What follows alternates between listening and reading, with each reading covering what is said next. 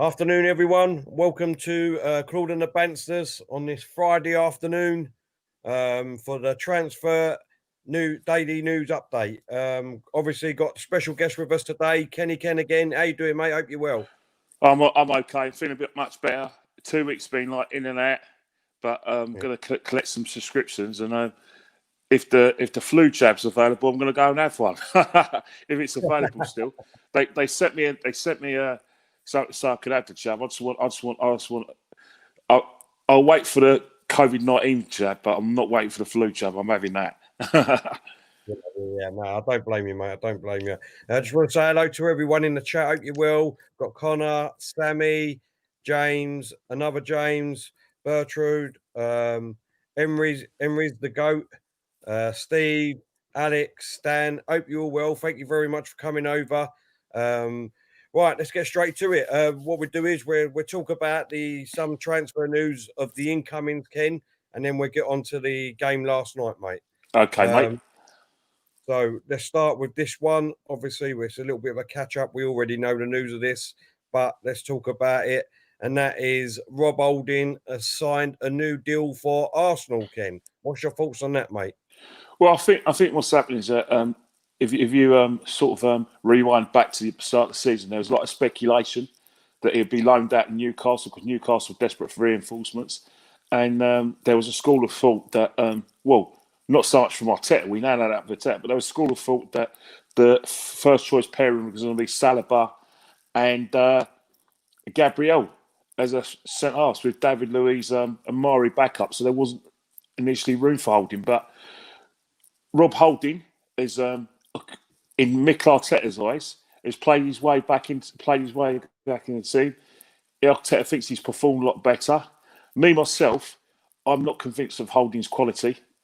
I still think that there's issues with him. He is improving, but long term, I don't think he's the answer to our defensive role problems. Don't get me wrong, excellent in the air.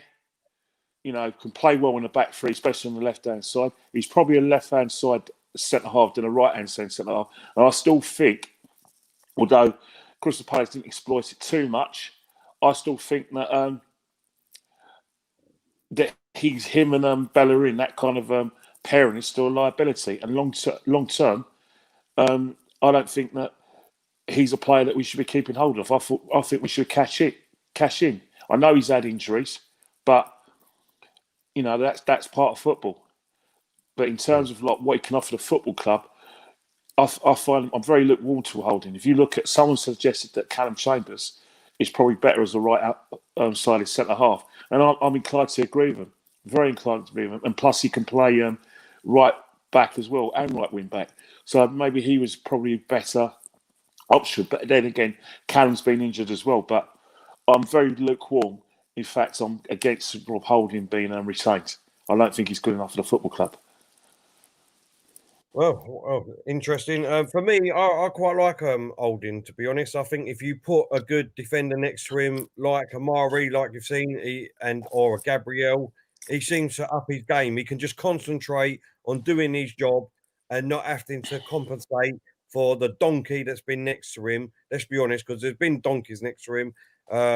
We get on to, obviously, David Luiz and all that a bit later on when we talk about the game and that.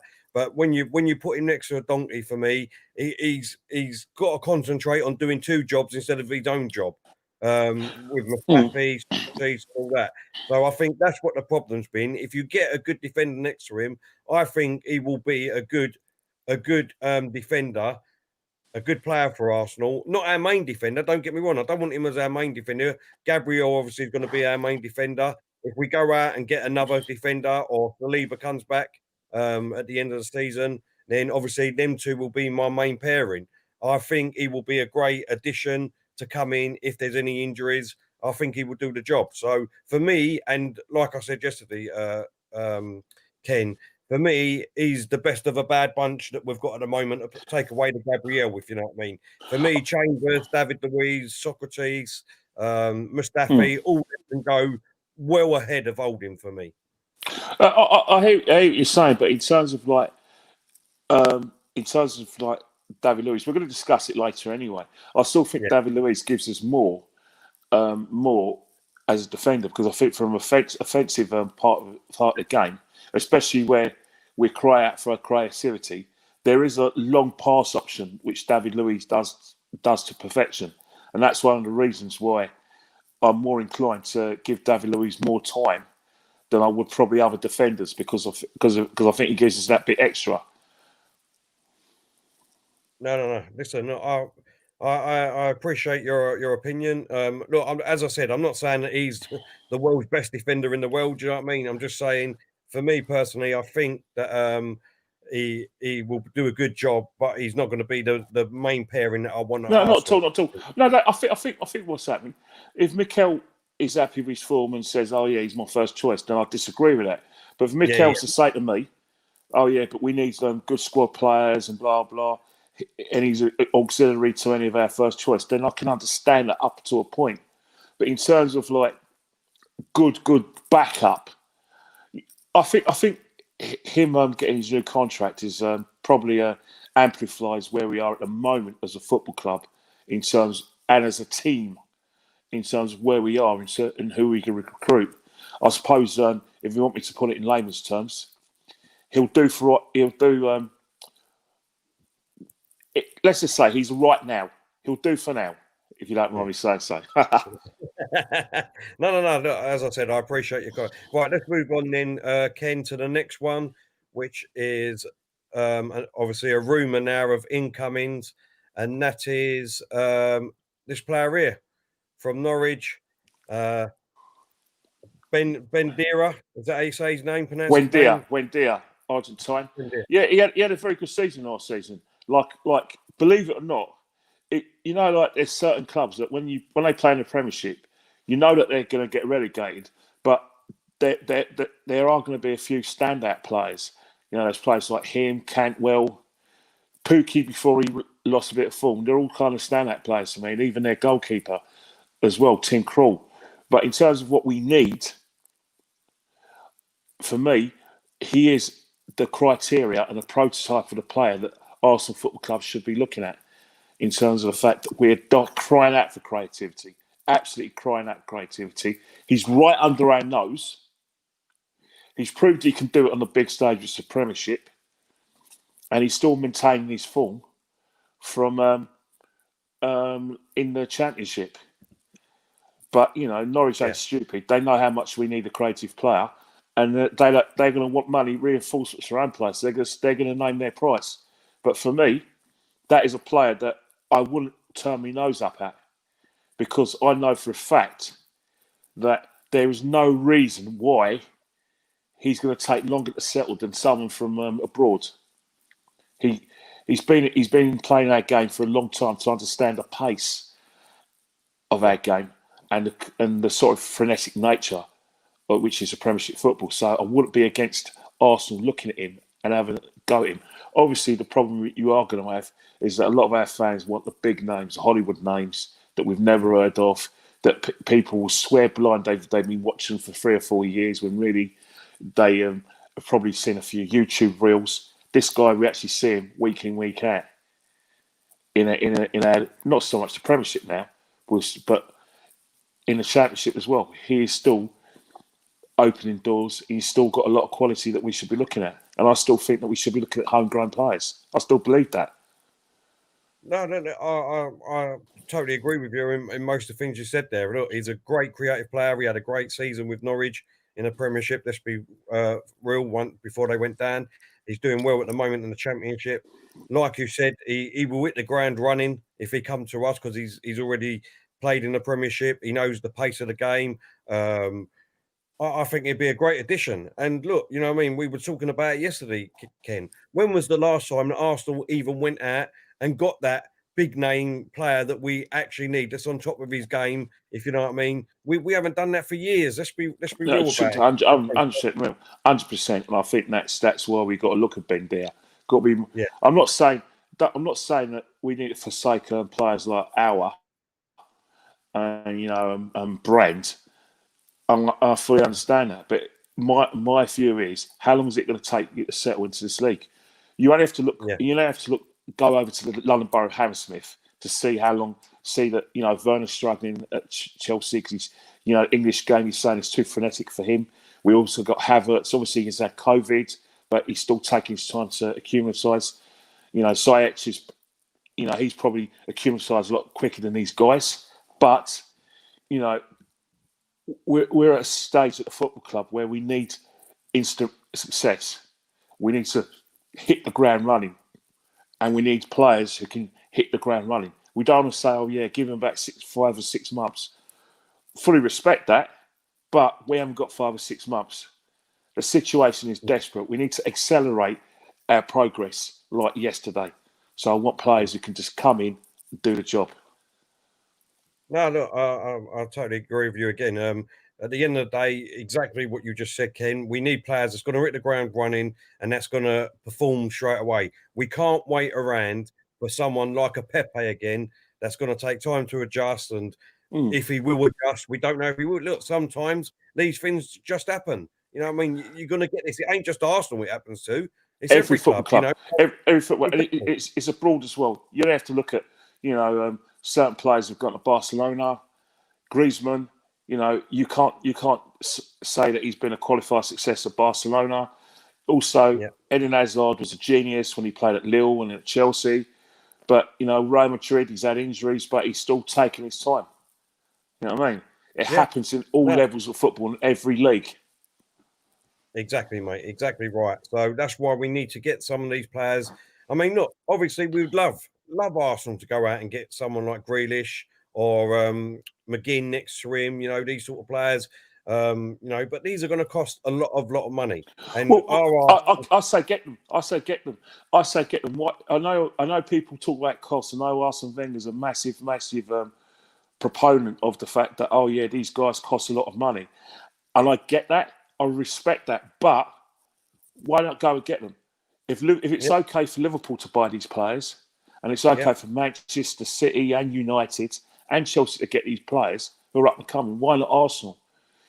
We're a big club. We have ambitions. We want to challenge for the title eventually. We want to get in the top 4. We want to win in Europe. Why are we not making ourselves part of that conversation, or dare I say it, changing words differently, part of that auction? Because every time a young player in this country, in any level in the Premiership, does well, there's going to be clubs looking at them. You know what I mean?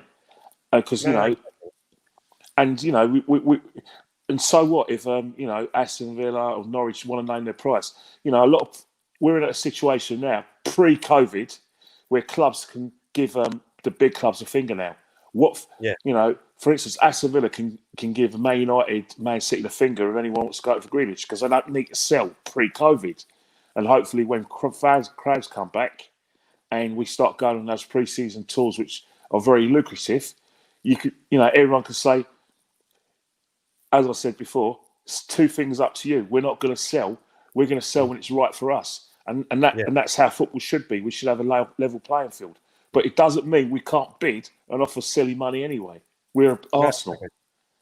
Well, the thing is, at the end of the day, look, I mean, we say that we can't go out and we won't pay this money, but we've paid, 75 million for Pepe. Yes. I know it might be over 4 years or whatever, but let's go and try and broker a deal like that with Aston Villa.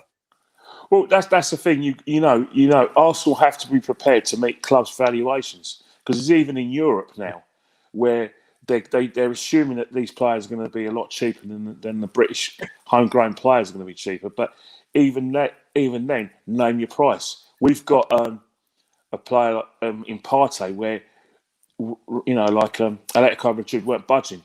Pay his release fee, or you don't get him. Same with aouar. Pay our valuation, or he's not coming. And that's how it's got to be with Arsenal. You know, the days of like negotiations is over. Forget it. All right. Clubs don't have to sell now.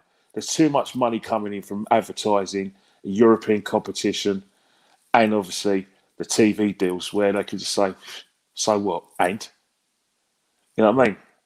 No, exactly. Yeah, exactly, mate. Right, another sort of midfielder we've been linked with, Kenny, and that is this person here, and that is Bissouma. Is that how you say it? Yeah, Bissouma. Yeah, he's plays for Brighton. And one of the things I think we lack in our midfield is energy. Yeah.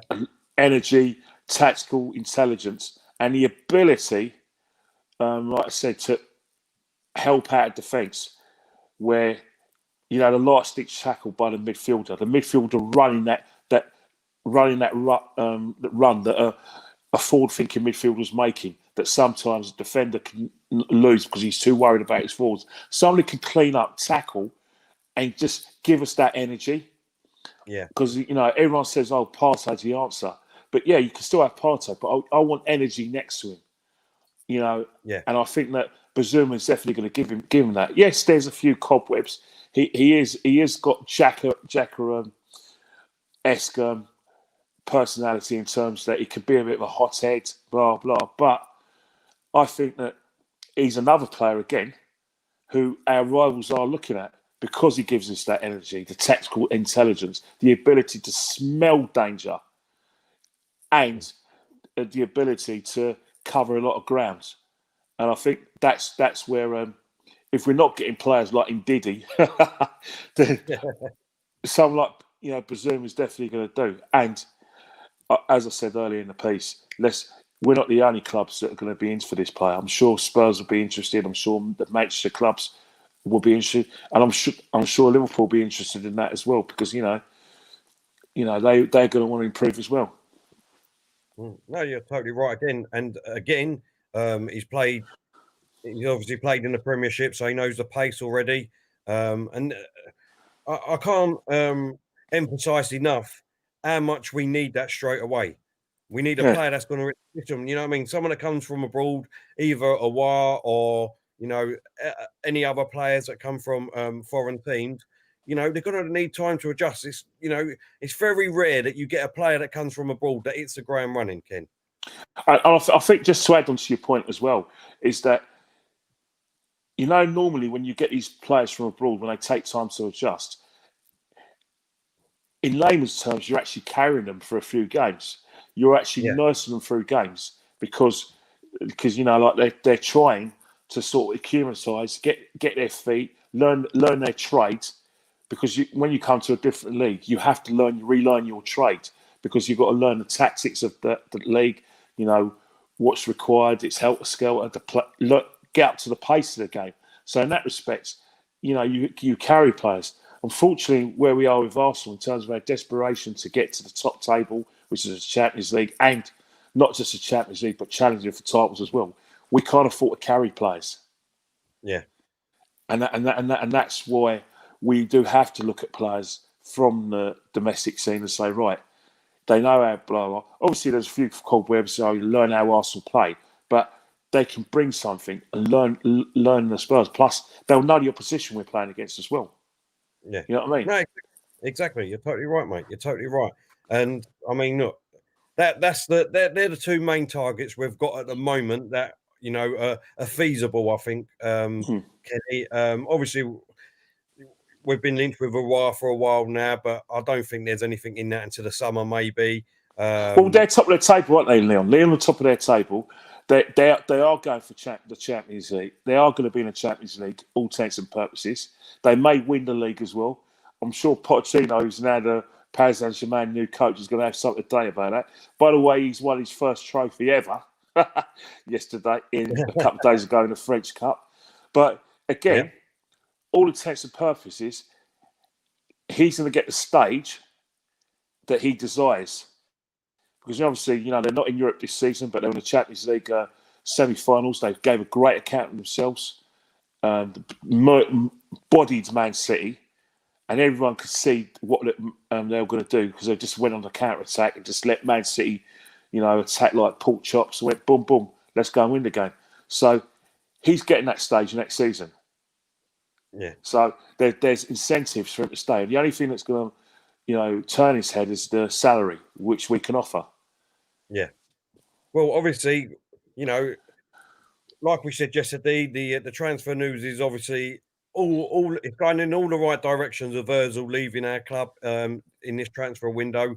Once all the contracts sorted out, whatever it gets, whatever it is, and obviously that's a big chunk of our wage bill available for us to go and get players in. Oh, definitely, and I think that's the thing. I think I know a lot of Arsenal fans are thinking, "Oh, why is he saying sell before you buy?" But at the end of the day, you've got to realise it's a business. We're a business. Yeah. I think the problem is that a lot of Arsenal fans want their fellow fans to be fans rather than accountants. Yeah. But there's room. I look at it this way: be realistic. You can't have it both ways.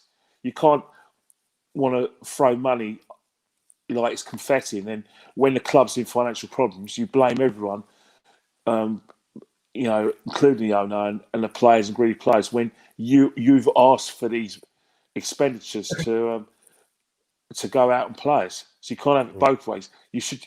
There's room for all sorts of fans.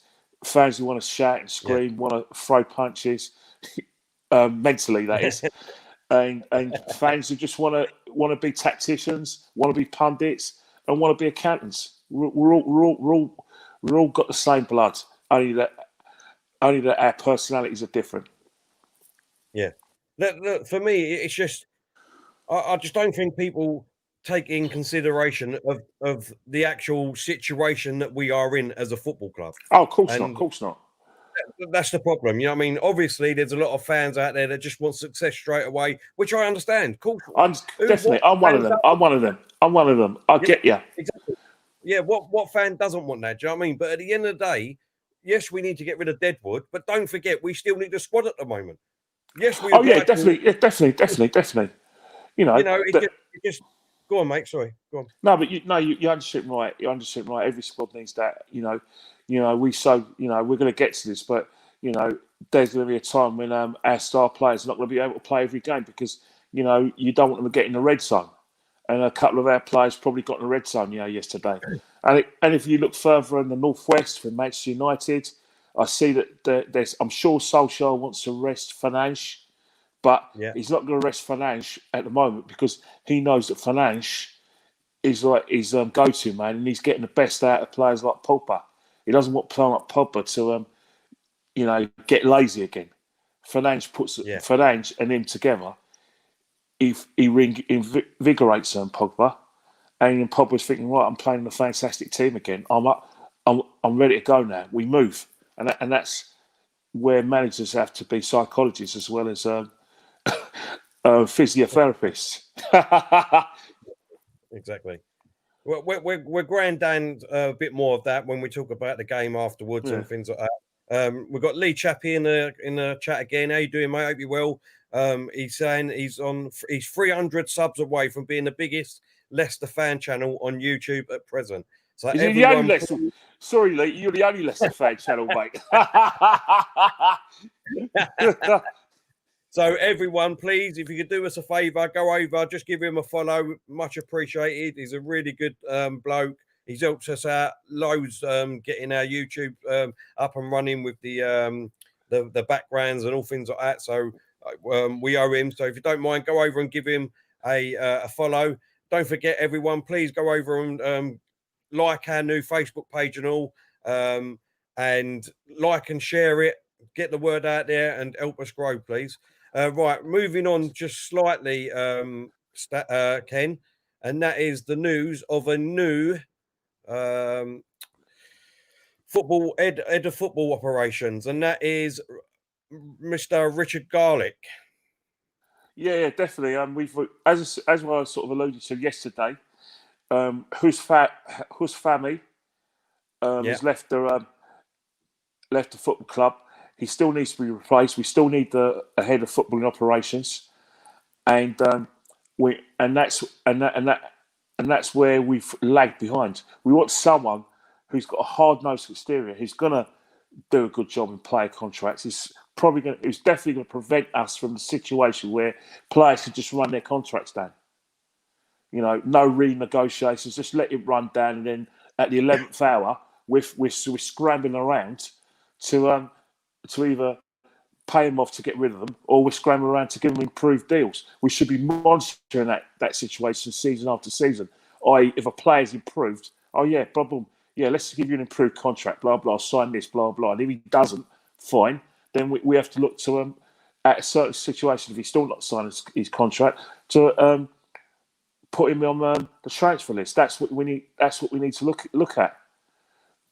and that is the problem we've had at the football club is that behind the scenes we've been average.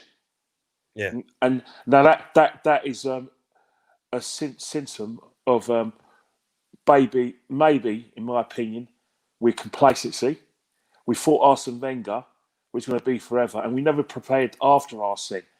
You know what I mean? Arsene Wenger basically had so much control of the football club to the extent that certain jobs needed to be created when he was finally dismissed, and that is exactly what's happened. You know, we needed a director of football, something that he was against. We've needed someone who's a new scouting system. We needed a tier where we had someone who could negotiate a transfer, i.e., someone in Eddie's position before we had Raul and before we had Mission. That we've needed that sort of structure. We're not, and you've got to realise this, that because it's in its infancy, things are going to be a bit pear-shaped. You know what I mean? Yeah. The Edu situation, I'm not happy with. I'm not happy with his output at the moment. I'm certainly not happy with Vinoy as well in terms of his output and his decision making. So I want that structure to be in hand, because you've got people assume that if you look at our rivals like Man City, Man United, who some fans think is a bit shambolic as well, but you look at Chelsea as well, where just because they've got a lot of money and they've got good coaches and they've got good players, that's not the full 100% reason why they're a success. There's also behind the scenes they're doing the right things. And you know, over the years when I've looked at Man City, I've looked at Chelsea, I've always looked at what they've done behind the scenes in terms of who they've appointed.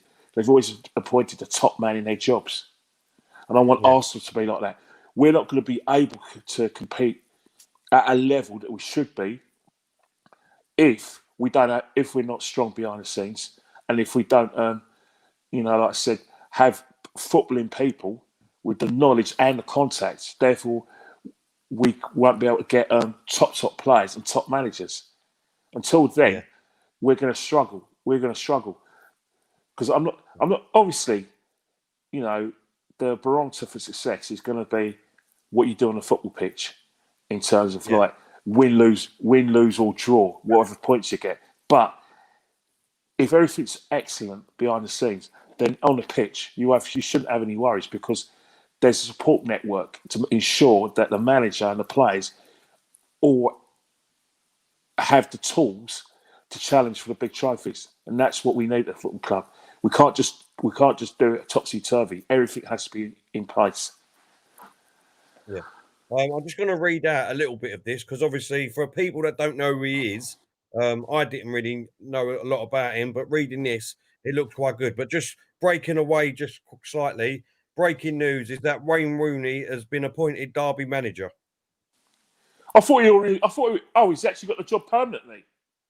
He's actually got the job permanently now. Yep. So he's not. Talk to Derby. Have they paid their salaries yet? I heard that there's cash flow problems and they haven't had their Christmas money yet, or the December wages. So he's got a job without any pay.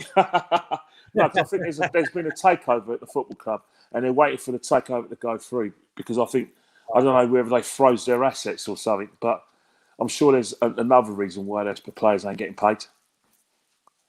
The Degenerates are saying that's old news. Unfortunately, I don't know how it's old news, because it's just breaking news right in front of me on Sky Sports News. So I don't know. Maybe you knew it was going to happen beforehand, but I'm just telling you that what the breaking news is. Right, yeah. I just want to quickly read a little bit of this out, Ken, just to give a thing of who Richard Garlick is. It says Arsenal have confirmed that Richard Garlick, the Premier League's director of football, will become the club's director of football operations later this year.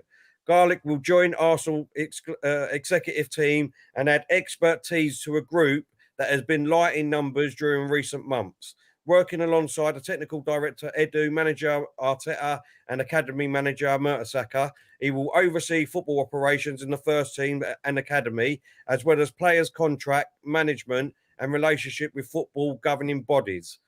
It means Arsenal will benefit from the services of a qualified solicitor and sports law specialist who possesses clout at the top level as well as a proven track record. Garlick joined the Premier League in 2018, having spent 8 years at West Brom, where he was Director of Football Administration. Anything you want to add to that, no, mate? not at all, not at all, not at all. Yeah, that's exactly what we need. Obviously, I mentioned a name yesterday that he's been around as well, like someone like Christian Purslow, because he's been at Villa, Chelsea, he's been at Liverpool as well, and I obviously I'm very surprised that Arsenal hadn't considered him as well. I'm not saying I'm disappointed with Garlick's appointment. I'm more than happy with that because that is the prototype of footballing official that we do need at the club. Because you mentioned the fact that he has the legal skills, he's got the contract experience, but it's the contacts as well. You know what I mean? Yeah. And I think what's happened right now is that Kroenke's money is probably better spent, or maybe just as well spent, on getting the right people behind the scenes. No messing around. Get the right people behind the scenes. Because no good giving the manager a ton of money, and if you've got a lopsided footballing, brain trust behind the scenes. Yeah. No, exactly. I mean, look, at the end of the day, like you said earlier on, we need people in that field who's good at their job. And it looks like he's a lawyer. He's got experience in that field. So anything to do with contracts and things like that, hopefully no players now will run their contracts down like Bellerin and, I think the Bellerin situation is a bit different. I think what's happening, because I think with the youngsters, their contracts are of a limited period. They're either 2-year contracts. So they're not quite professional as yet. But I think what's happening is that he's probably his first ever professional contract could be at Arsenal. It could be another club. Hence the fact that his agents wants to make sure he gets the best deal possible, whether it is. Exactly. Yeah. Just quickly, we're just going to go back. I'm just going to quickly show this before we move on to the game last night. And that is the Sky Sports yesterday are reporting that Arteta is saying Mustafi his future right now is here. So it doesn't look like Mustafi is going to go be sold this transfer window. What's your thoughts on that, Kenny?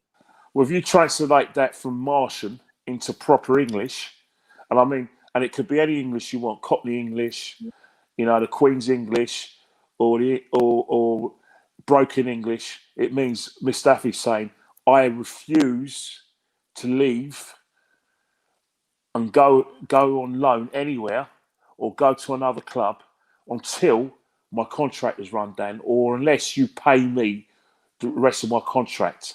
I think that's how you translate that into any type of English of your choice. What do you think?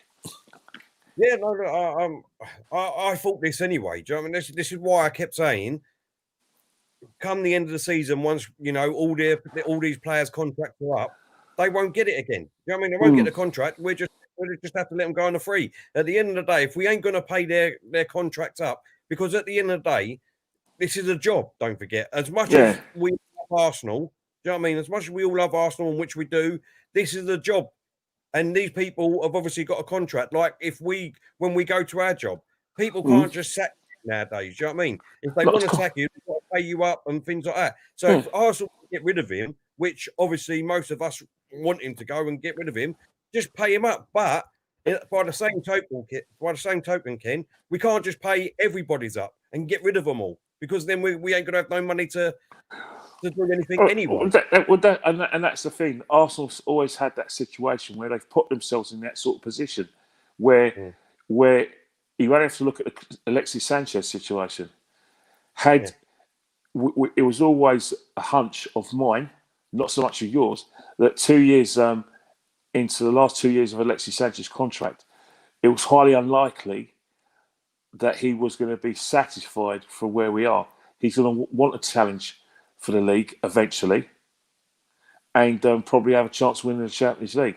So either we should have offered him that improved contract during that time. If he said no, then we should have considered selling him because we could have got big money for him. All right, I understand the fans are saying he's our best player and blah blah. Respect to that, but we are a business, and one of the things is that when someone eventually did make an offer, £60 million, Arsene Wenger turned it down because he wanted us to challenge for the top four. But within 6 months, it looks unlikely that we'll get there. He wasn't happy at the football club. He was playing up, going on like a pork chop. Eventually, look what we got. Virtually nothing, really. We just got a player swap, him and Mkhitaryan. Yeah. Now, if we sold him in the summer, we got 60 million. If we sold him the year before, got a lot more money. And I think that's how you've got to weigh it up. And that's why we do need people like Garlic in charge, or someone of his ilk, to prevent us from getting in that situation. We've got to have a situation where everything has to be done on our terms, right? Our terms. And if we want you gone, you're going, right? And we'll put you on a transfer list. We have to be brave enough to do that. I think the problem is of a lot of Arsenal fans, and football fans in general, but I don't know other football fans, I only know Arsenal fans.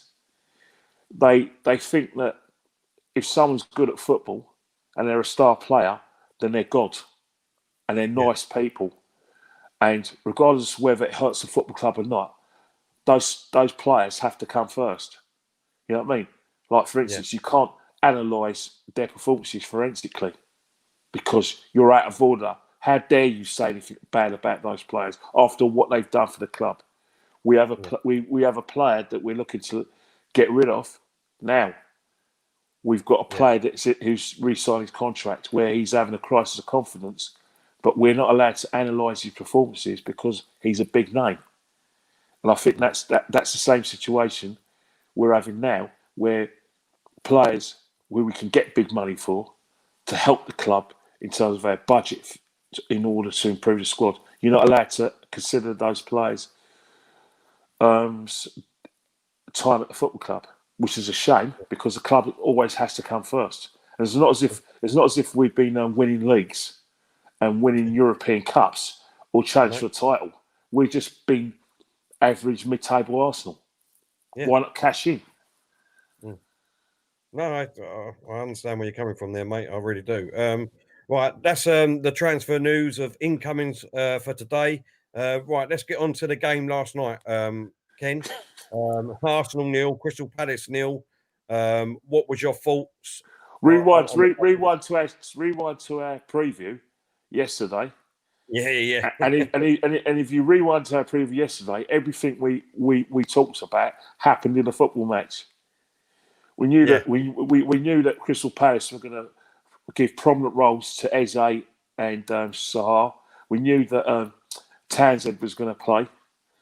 We were a bit unsure about who was going to play at right back. Whether it was going to be Wardle or Nathaniel Klein, but we knew about the Mihailovic and MacArthur, and we knew that Crystal Palace were going to look to hit us on the break, and that they were going to create chances, and they did. I think that Crystal Palace got their tactics spot on, and if you want to sort of talk about it, arguably, if you were neutral watching that and you close your eyes and took off your Arsenal tinted glasses, you'd have thought, fair result. Crystal Palace didn't deserve to lose that game. In fact, they probably had the better chances, and that our best players weren't actually our offensive players because we weren't battering the door down for Crystal Palace. What they did, which was I expected them to do, is they isolated Smith Rowe. They made sure that Smith Rowe didn't have anyone to pass to, and they made him to go and chase for the ball. And then what they did is they cut off his avenue, i.e. did loads of interceptions, and then on the turnover, they turned him around because they wanted a counter-attack. So I thought they got their tactics perfectly right. I thought the way Tompkins and Kiyate, the way they marshalled and Lacazette was fantastic. Aubameyang actually, in my opinion, was more industrious, but not where it can hurt the opposition. And I thought where we struggled, unfortunately, is when Kieran Tierney weren't playing. Where because he's in a red zone, we struggled. I think he played into Crystal Palace's hands on two levels. Firstly, Maitland-Niles gives us a lot of pace. Defensively, he was fantastic, but going forward, it wasn't working. And then what happened as well was that when we got Saka to play in a left back situation, because I know like the pundits, Alex Scott was saying play Saka. What she didn't take into consideration is that when you play Saka at left back, you have to get Saka to defend, because when Crystal Palace are getting bodies behind the ball, and Saka's got nothing to work with, what was happening, right, is that Joel Ward had protection, and then because Saka was out of position, there was loads of gaps for Crystal Palace. So what they did is in the first half, their attacks were more down the left-hand side, but when Saka was out of position, because he was going walkies trying to help us out and try and get that goal, they were starting their counter-attacks on the right-hand side through Andros Townsend. He became less of a number 10 inverted winger. He was playing down those lines. And I think that's one of the problems we need. We still need backup left back. But saying that, I have to say, Xhaka was man of the match, because that tackle on Wilfried Zaha when he was through, when he had a clear shot and goal is a match-saving tackle. And then he did similar interceptions before. There were a lot of times when he was going on like a pork chop, but that's Xhaka as well. But can't fault his performance. But let's face it, I suppose it's a compliment because of the fact that, you know, Smith Rowe is a danger, and Crystal Palace realised that danger, and they realised that we're relying on young legs to get us through. Like we're relying on Saka, relying on Smith Rowe. Yeah. And because what's happened in terms of creative and offensive output, our experienced players weren't at the races, and they're still not the races, and that's why the argument is always where it's regularly head: creativity, lack of creativity.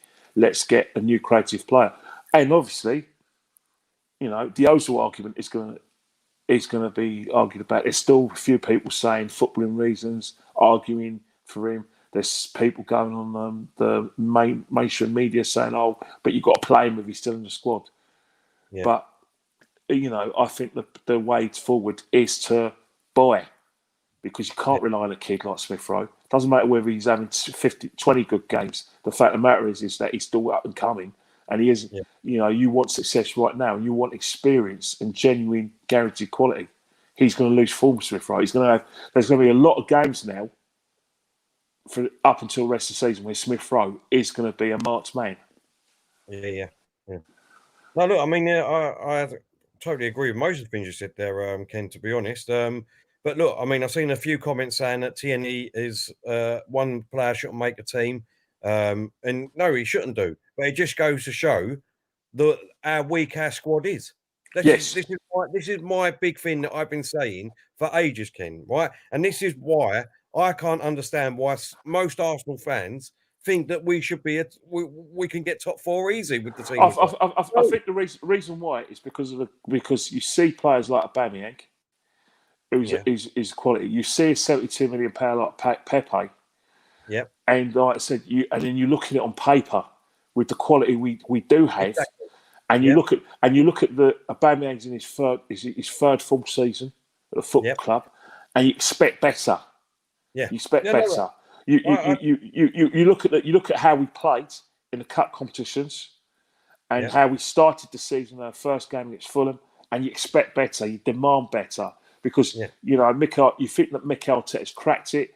Even the people who are non-believers of Mikel Arteta and probably going to be for the rest of the time he's here, you expect better. You demand better the worst case scenario is you look at the league table.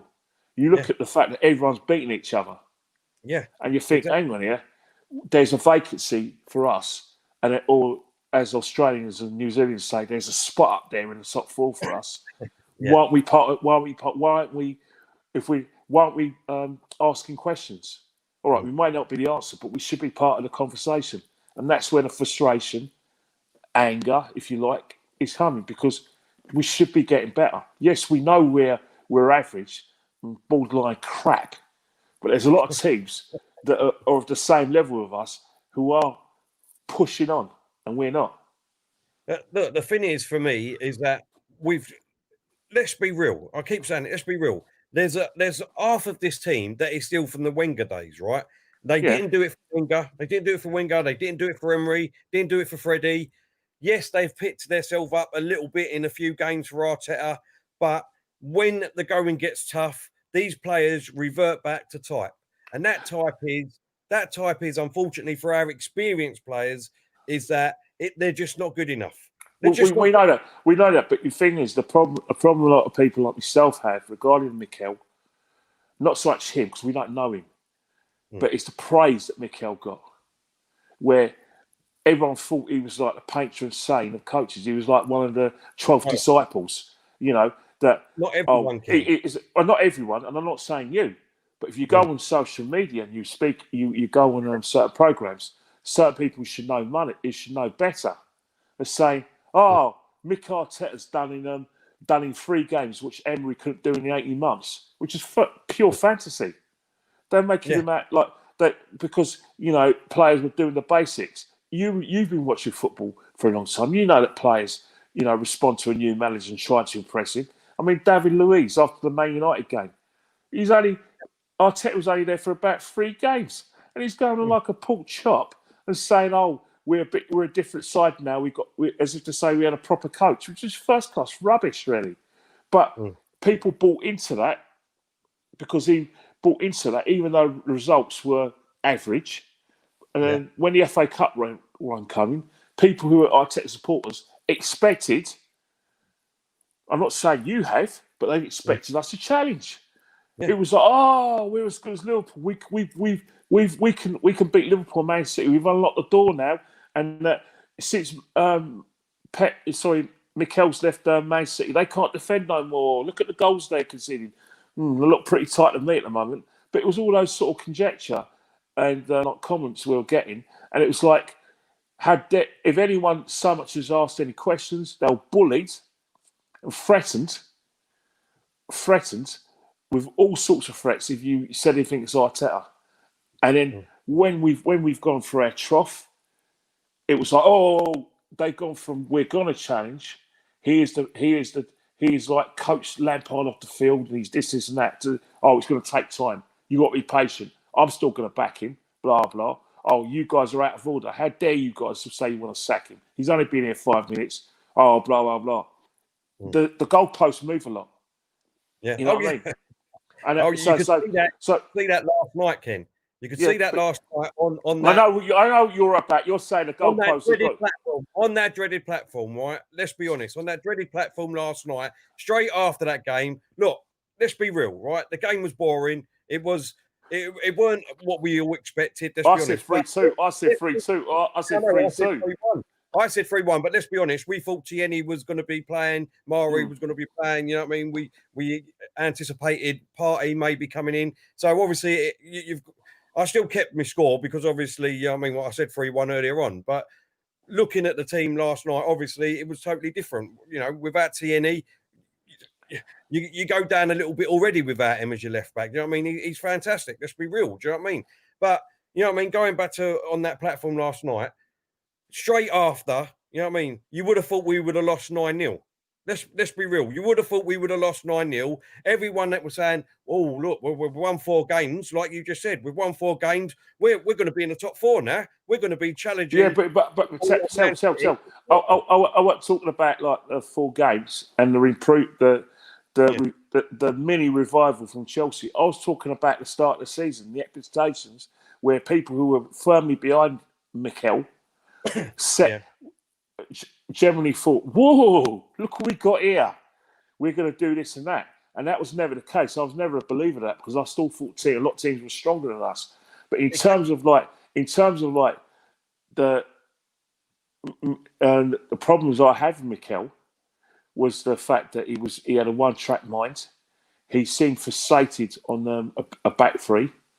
He was fixated on making us difficult to beat. And then what he's done is that he's basically got a sharp knife and basically done his best to overuse that sharp knife to the extent that it's blunt and it's useless. And that was always my argument.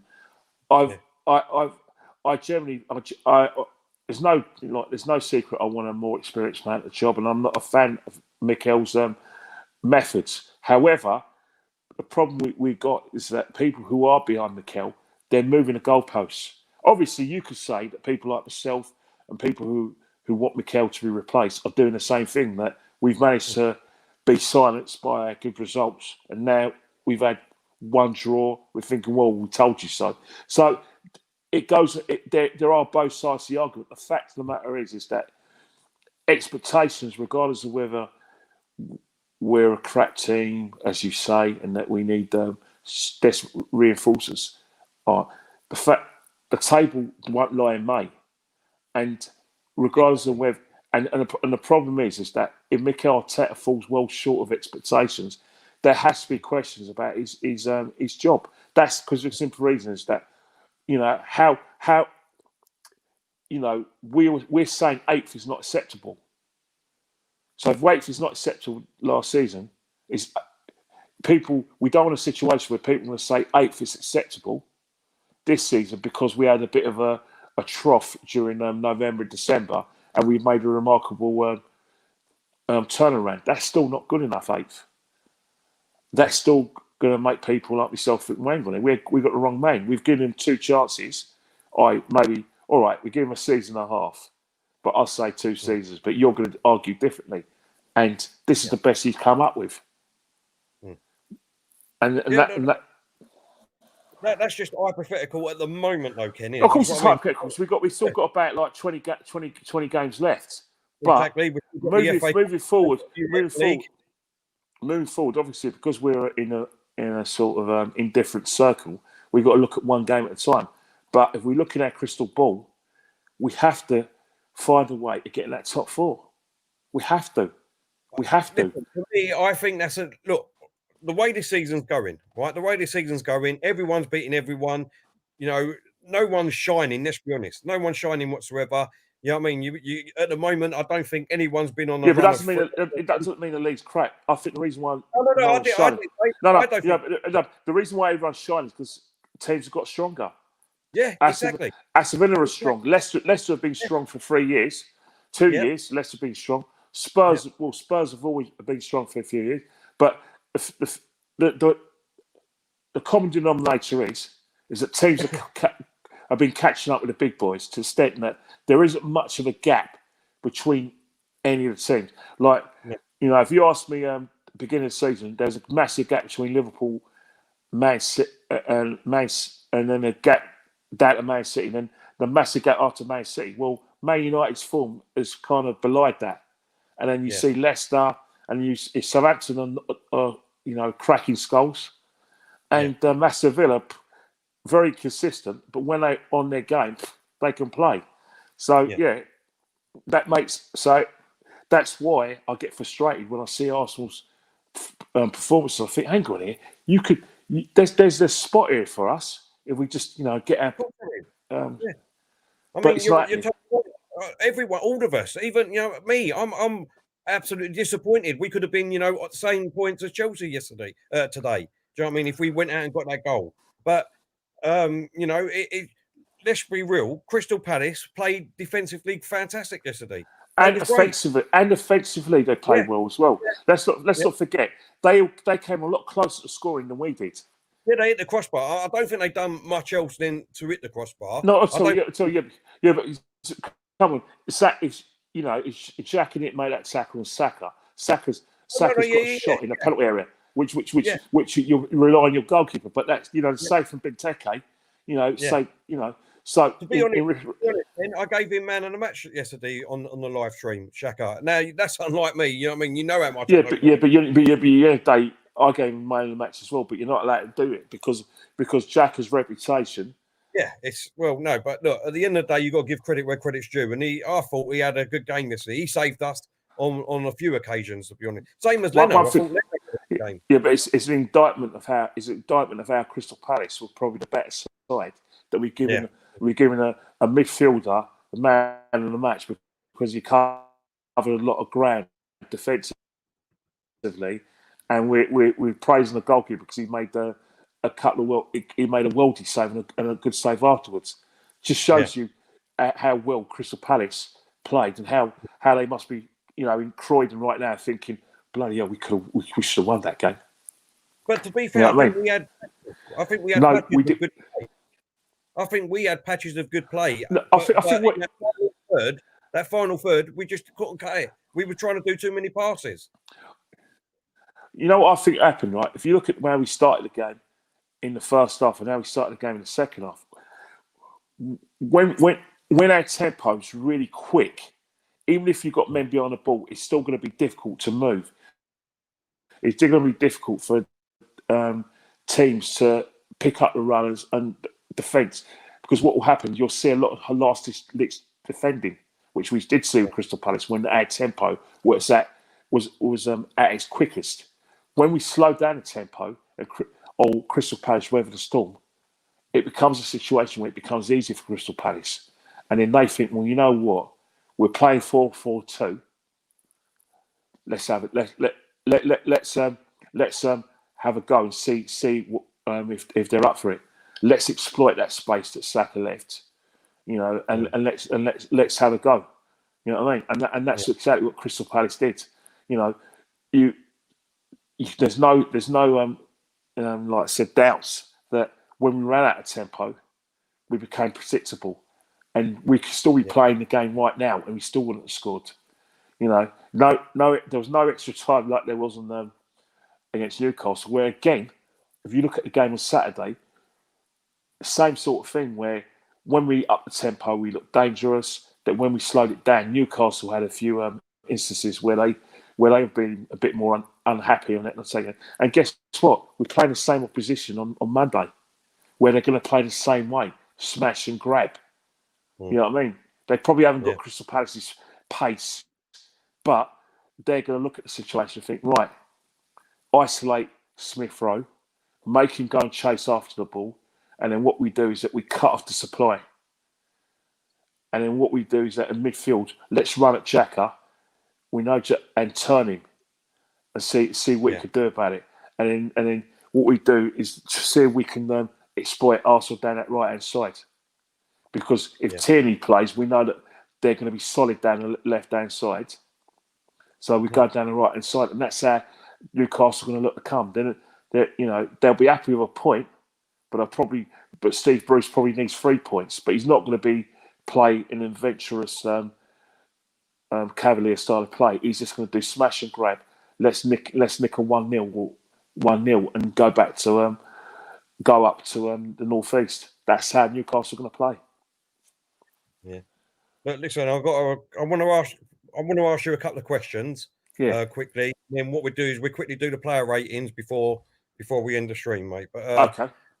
We've got just a couple of comments asking how Claude is. Claude is still not well, unfortunately. He's laid up in bed. He's got a bit of a cough and that. He's just not got no energy, very tired. He's had a test, but it's come back inconclusive at the moment. So obviously he's going to take another test. Fingers crossed. Hopefully it's not the dreaded COVID thing. But we'll keep you updated. But unfortunately at the moment he's just not himself and not feeling too good. And obviously really tired, so he's in bed at the moment, yeah? But our thoughts and that are going out to him. Right, going on last night, Ken, right? We had Leno, Bellerin, Holding, David Luiz, Maitland-Niles, Ceballos, Xhaka, Saka, Smith Rowe, Aubameyang, Lacazette, yeah? Substitutions. So the substitutions were Gabriel, Willian, Renarson, Cedric, Partey, Pepe, Chambers, Willock, Eddie Nketiah. Would you have changed any of that at the starting lineup? Well, not really. No, I'm not. I'm not convinced about Nketiah long term. Yeah. In terms of like Ceballos, I suppose when we are crying out for creativity, to not including the starting lineup, is a bit. How do I say it? A bit of a sort of a Scooby-Doo moment, isn't it? You ask for creativity, then you leave out some Ceballos who who at the moment is probably our most creative player, only he doesn't create any chances. But you know what I mean?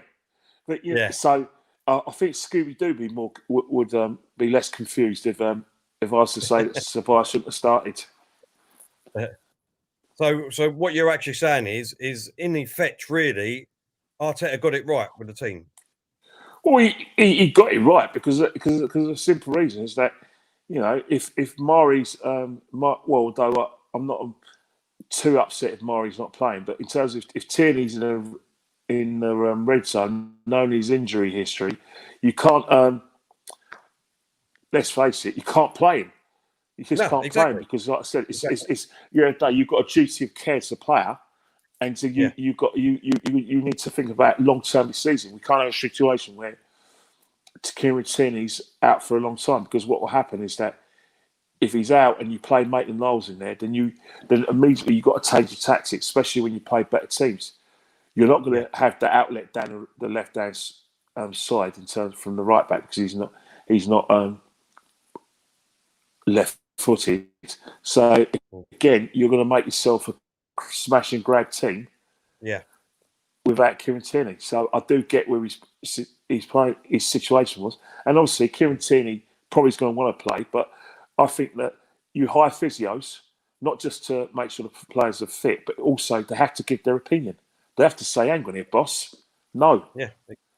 Because and not only that, we need the big games, don't we? Let's be honest. We want him there for the big games. Yeah, and I think if you look at other clubs as well, a lot of the managers, if you look at some of the players nowadays, so how they struggle with injury, I think some managers are a bit too selfish at times.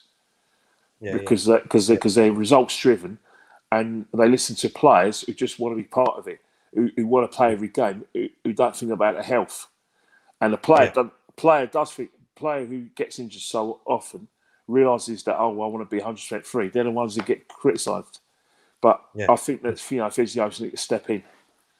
Yeah, no, you're totally right, mate. So obviously you agree with what I said yesterday, and we talked about yesterday anyway, is that obviously why would we want to risk putting Partey and Gabriel on from the start, considering they've just come back from injuries, when really we need to breed them in a couple of games, and we want them there for the big games. Well, definitely, but the problem is that our results are so dire. You know what I mean? So dire that you just want you will consider risking them. It's not, and therein lies the problem at the football club. Liverpool have got these injuries, yet they're coping because they've got a philosophy and a clear style of playing, and because they've got strikers who actually put the ball in the net.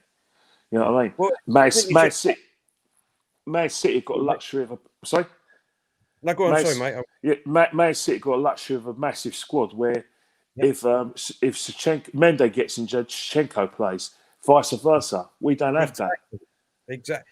And that's what I've been saying for ages. This is why I kept saying about a rebuild, which we need. When you go back 16 years ago, which every Arsenal fan thinks that we still are, you know what I mean? You can look at our squad as a whole and look at other teams. We are nowhere near them. Nowhere near them. Because the players that we've got at the moment are just simply not good enough. But the thing is, the thing about it, I hear what you're saying, but it's another situation where Mikel doesn't get it, is because he was promoted, right, after the FA Cup win as the team manager, which means he was part of that transfer think tank or committee, call it whatever you want, where he has a say. So his responsibility, right, is to not, keep on, waiting for everyone to congratulate him because we won the FA Cup. Is to actually understand the reinforcements. He's wasted a transfer window, and let's and if you like, he's probably going to waste another transfer in January.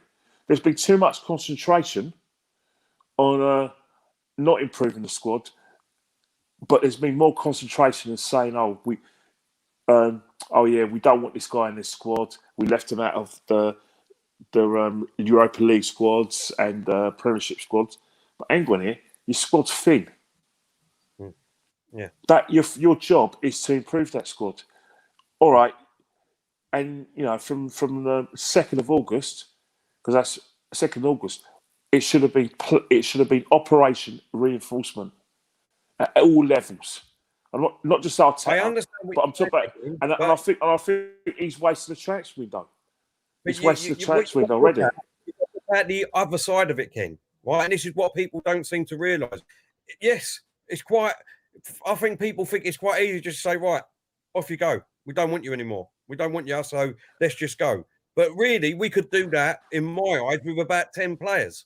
So then what we're going to do, if we have to pay all them off, right? We have to pay all them off because they're contracted. Because let's be real, no one wants them. Because if people wanted them, they would have come in for them. Like we say, if we want Grealish, we can go in and we go and pay the money and we go and get them. Why have teams done that with our players? We can say that, Bellerin had an offer from PSG and all that rubbish. Well, if they really wanted him, they would have come and got him and paid the money. Yeah, but the thing is, you say that, but surely he would have known that he needed a bit of cover for Tierney, and that he would have known that Maitland-Niles isn't a left-footed player. He would have known that Kolasinac, unfortunately, is not good enough for this football club. He would have looked at getting Kolasinac and said, "Off you go, mate. See ya." Because Kolasinac was looking to leave in the summer. It's not as if he just spent another Christmas in his country and said, "Right, I'm off." This was always a situation where we could have acted in that situation, because what we missed yesterday was a genuine left back cover. You know what I mean? Yeah. Genuine left back cover, and that's another situation.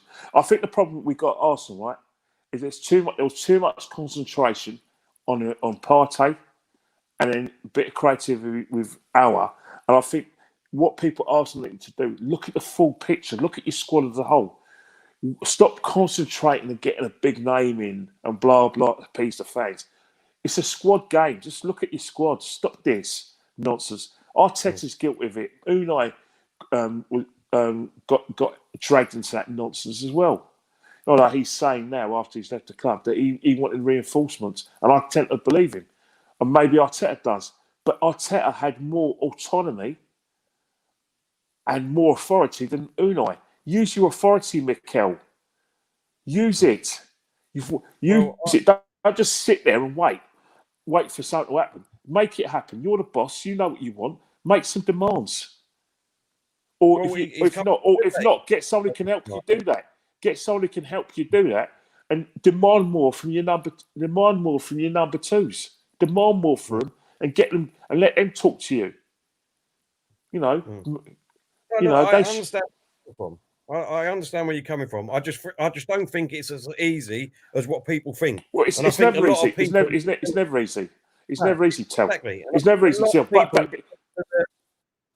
I think a lot of people listen to a lot of news rumours and a lot of paper rumours, and it's not actual concrete. Because, like I said, if it's okay when we want to go and get a player, because Arsenal fans say, "Well, look, if we want Grealish, just go and pay it. Just go and pay it." You know what I mean? Why don't we do that? So then why don't other clubs, if they really want our players, do that to us too? It's got to work both ways, Ken. Do you know what I mean? It's got to work both ways. So that is why you got to like you said earlier on with Mustafi and all that, who's refusing to go because he's still got a contract. He's still going to get paid on that contract. So then what do you do in that situation too? Oh, I think we may have lost. You there, Ken? Oh, I think we may have lost Kenny for a minute. Can you hear us, Ken?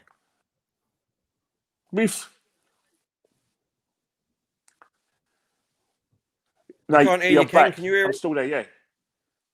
Oh, yeah, you're back now. You're back. Yeah, go on, mate. I can hear you. Oh, no. Yeah. As I said before, right? Can you hear me? Yeah, go on, mate. Go on. Yeah, go on, mate. As I said before, it's never easy to make these decisions, but you have to have a plan. Mustafi is well within his rights to say, no, I'm staying. But the situation is that this is a situation where you should have been looking to get rid of the guy long before the 11th hour. That's the problem. When you try to get rid of these players in the 11th hour, you're at their mercy. They're not going to want to go anyway. They're not going to want to go. They're going to look at the situation, look at what they're getting, and say no. And that's the problem at Arsenal, is that Mustafi, regardless of whether you think he's good enough or not, if Unai Emery didn't think he was good enough, or Arteta didn't think he was good enough, what is he still doing here? Why is he still doing here now? Surely that they could have just put him on a transfer list and say, boom, boom, boom, you're not part of my plans, go and find another club. Yeah. 2 years down, if you told him this about a year from his contract expiry date, I'm sure he would have got the message. I'm sure he definitely would have got the message a year before, or 18 months before. So why at the 11th hour he's going to say no? You know what I mean? Yeah. Mesut Ozil's only, we believe, is saying that he wants to go is because he's going to the club. He's got to go to the club of his choice.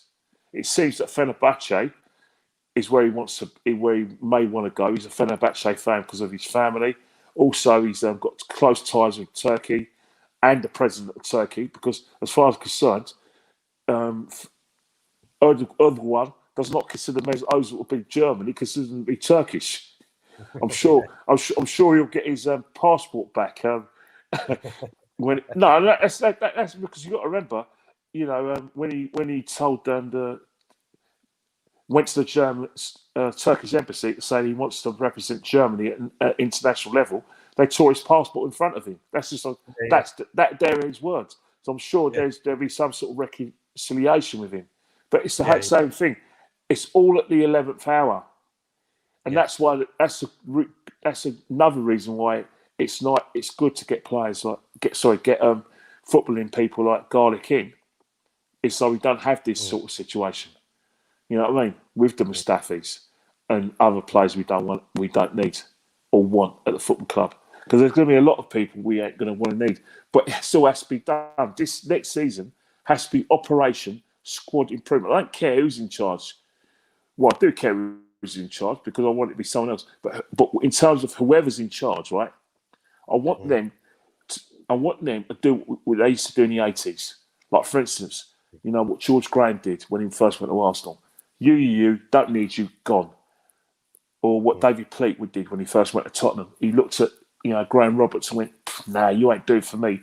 You're not part of my plans." A few months down the line, he went to set up Glasgow Rangers. That's what managers nowadays ain't brave enough to do that. Well, you need to be, because of where we are at the football club, you need to be ruthless. So the in-tray for next June is, off you go. You're not part of my plans. I'm going to get this guy in anyway. Boom, boom, boom. And let's get a proper squad of players. Let's not stop messing around. I've been saying that since Arteta took over, Ken. I've been saying that. Yeah, but he hasn't done that though. He hasn't.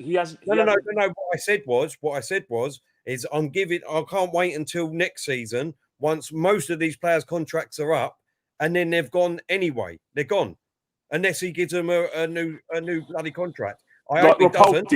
Like Rob Holding. No, Rob Holding weren't on that list for me. Rob Holding weren't on that list for me. He was on my list to get rid of. Yeah, well, he was on my list. I mean, but I mean, all these other ones, Mustafi, Kozniak, Shaka, we don't know what's going to happen with him yet, but Ozil, all these players. And that's why I said this time next season, if he's not doing it, I'll cash in on him. If he's not, I'll cash in on him. I'll cash in on him. Not personal. Yeah. Nothing. It's not personal. It's if the clubs say that they have clash show problems, and he still has a bit of his heart in Switzerland and Germany. I will have no objections to him going to somewhere like Borussia Dortmund or Mönchengladbach or Schalke, and they pay us 30 or 40 million. Grab it with both hands, no problem whatsoever. I'm sure he's would love to go to play in the Bundesliga again, or maybe playing somewhere in Italy. I don't have any problem with that, and I think the club should be looking to move him on. It's for the money, nothing personal. It's just the money. I agree with that. Totally agree with that. If someone makes an offer for aubameyang, and it's a realistic offer, Yeah, I'll take the money as well. Not personal. Yeah. I want squad improvement.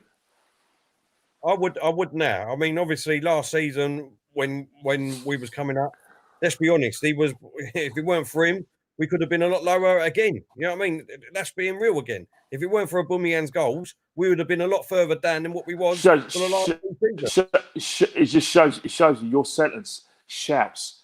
If it weren't for aubameyang, we'd have been relegated. We'd have been that. This is Arsenal Football Club you're talking about, Tel. Arsenal Football Club. Yeah. Right, let's quickly get on. Let's do some player ratings quickly before we end the stream. Kenny. Diesel. Right, let's start with Leno. 7.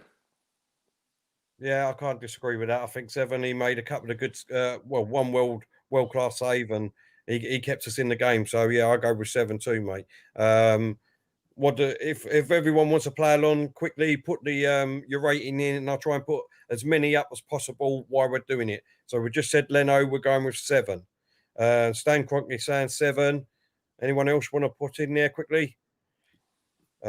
Just while I'm wait. Joe's going for 7, and his man of the match is going. Joe said. Do you agree with that? The 7, I agree with, because the man of the match, not so much. All right, let's move on. Hold up, we've got a few more now.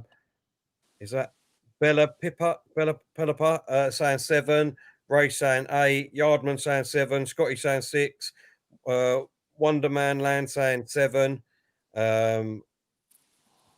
Degenerate saying 8, Ray saying 8, and man of the match 2. So let's move on to Bellerin. 6. And that's generous. I'm going to go. Do you know what? I'm going to go 5. And the reason for that is, one, I'm going to go 1 low, is because he kept winding me up that every time he sprinted forward with the ball, he come backwards with it. Instead of just crossing it in. Just cross it in. But he kept coming backwards. Do you know what I mean? He was winding me up yesterday, to be honest. So I'm going to go 5. Scotty saying 5. Budican saying 8. Yardman saying 5. Joe saying Bellerin 6. Stan Kroenke saying 5. Degenerate saying 5. Wonderman saying 5. Right, let's move on then to Oldin. 6. Yeah, the thing is, he had our most shots, didn't he, with his 2 headers on the goal and 2 what do you call them, set up. So I'm gonna give him 6. Yeah, 6-2. I'm gonna go with you.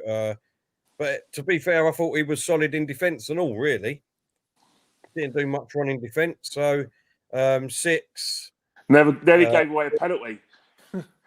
7. Well, yeah, 4. 5. So we've got a few there. Let's move on to David Luiz. See, David Luiz does things I like. I'll give him a 7. I thought he played better than Holding. Yeah. And another thing as well is that the outlet, the long passes, like I said, was an avenue which was probably a lot more successful creatively than any of the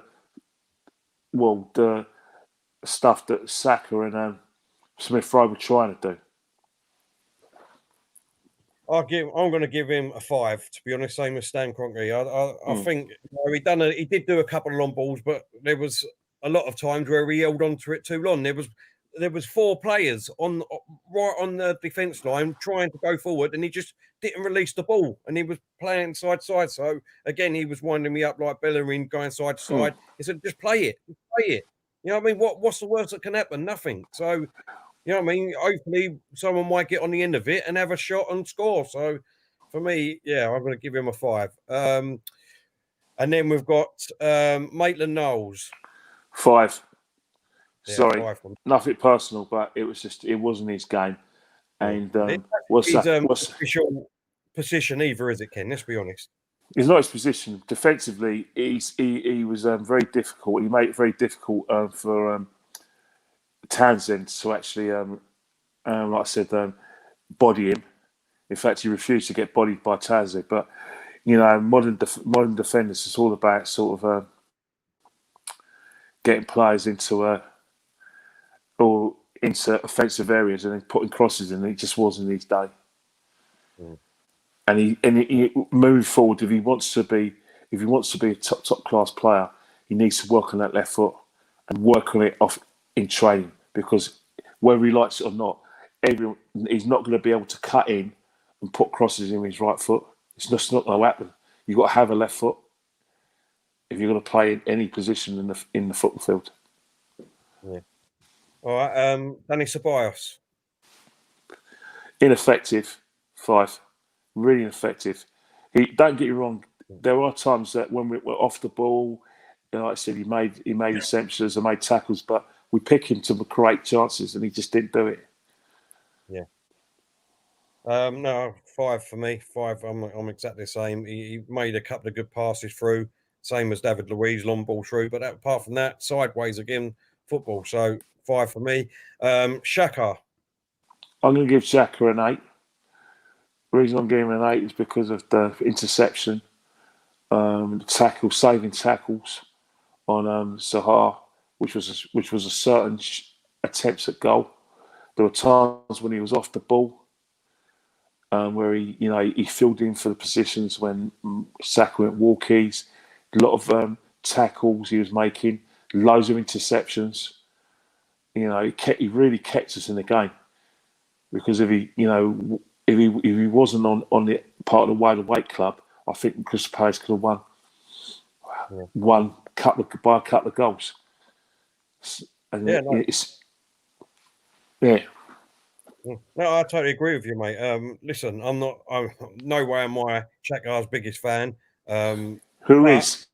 But credit where credit's due. I kept calling his name out last night. He seemed to be everywhere. He made a couple of good interceptions, great tackles. I've got to give him an 8 because I thought he was my man in the match. I give Leno 7, so he's got to get an 8. So let's move on to Smith Rowe. He weren't his game. I'm going to give him a 5. He wasn't his game. He went into positions to try and look for the ball, but his game was to create chances, and he just didn't create anything. No, I totally agree with you. 5. He didn't really do anything at all in the game, and it just goes to show you that our young players are fantastic, but you need your experienced players to step up when they're not doing it. And at the moment, our experienced players ain't nowhere as good enough to be in our squad, most of them. You know what I mean? Don't forget, we was 4 of our best players down last night. 2 of them were on the bench, but they've only just come back from injury. Gabriel and Partey. Tierney was out. Martinelli's out. So that's 4 players that really are our starting 11 going forward, Ken. So, okay. Next player. Saka.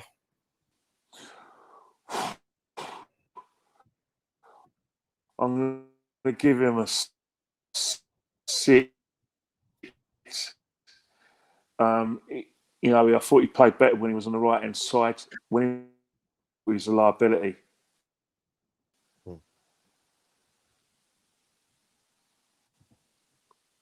6 for me. I'm going to give him. I think I'm going to give him a 5. I don't think it was his greatest game yesterday either. And unfortunately, when he had to go to left back, there was nothing he could do apart from obviously defend. So it took away his attacking game for me. So I'm just going to give him a 5. Moving up again, then aubameyang.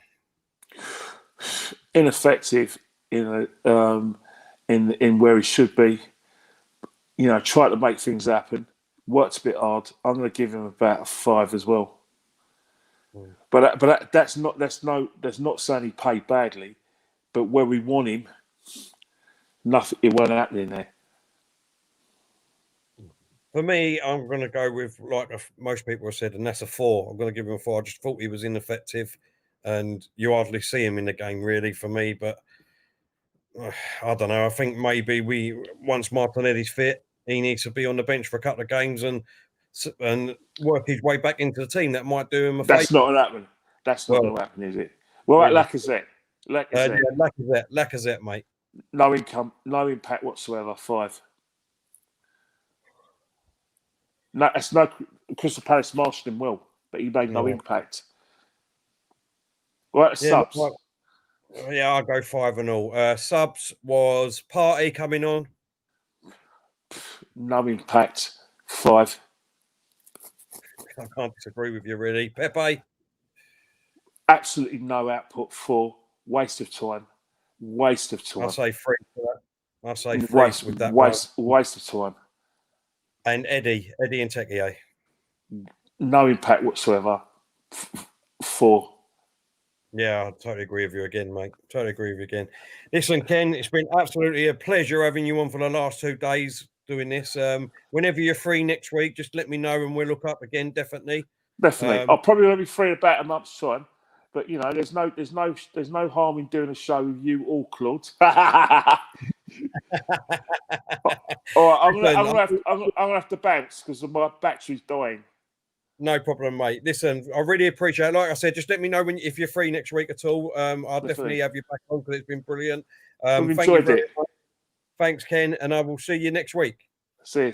Well, we're working next week, but soon. Don't be a stranger. Whenever you can, mate. Don't be a stranger. I'll see you later, mate. Mate. Thanks, Ken. Speak to you soon, mate. But just want to say thank you to everyone in the chat. Really appreciate you coming over today and giving us another watch, me and Kenny. It's brilliant having Kenny on, even though we don't see eye to eye on most things.